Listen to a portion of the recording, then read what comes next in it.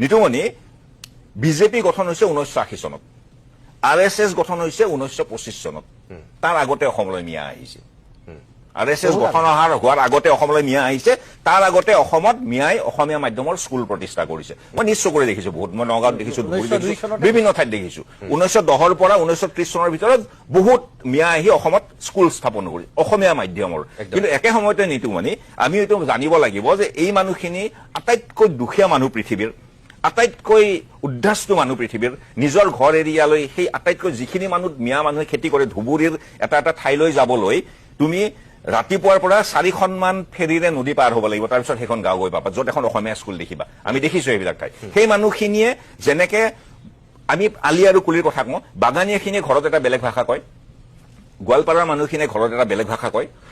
মই কামৰূপীয়া মানুহ, মই সৰ্থেবাৰীত মোৰ মামাৰ ঘৰ হেলনাত এটা বেলেগ ভাষা কওঁ, যিটো শিৱসাগৰৰ মানুহে সবে বুজিয়ে নাপাব মই যদি এতিয়া মোৰ মামাৰ ভাষাটো আৰম্ভ কৰো। একেদৰে মিয়াবিলাকে এটা বেলেগ ভাষা কয়, কিন্তু আমি গোটেইখিনিয়ে স্কুলত গৈতো অসমীয়া ভাষাটো পঢ়ো ন।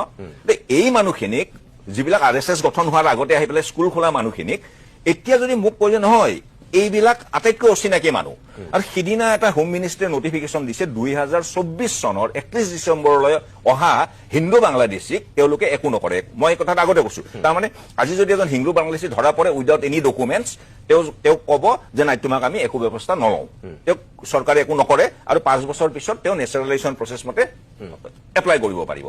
মোক কোৱা হৈছে যে আজিৰ পৰা কিমান মাহ হ'ল এইটো 24 এবছৰ আগলৈ অহা বাংলাদেশী হিন্দুজন মোৰ নিচেই আপোন, আৰু 100 বছৰ আগতে আহি অসমীয়া পঢ়ি থকা সি মুছলমান কাৰণে সি মোৰ অতি শত্ৰু। এইটো মই গ্ৰহণ নকৰো নিতুমণি, মানে ইমানো নহয়, তাৰমানে এটা সীমা থাকিব লাগে চব বস্তুৰে।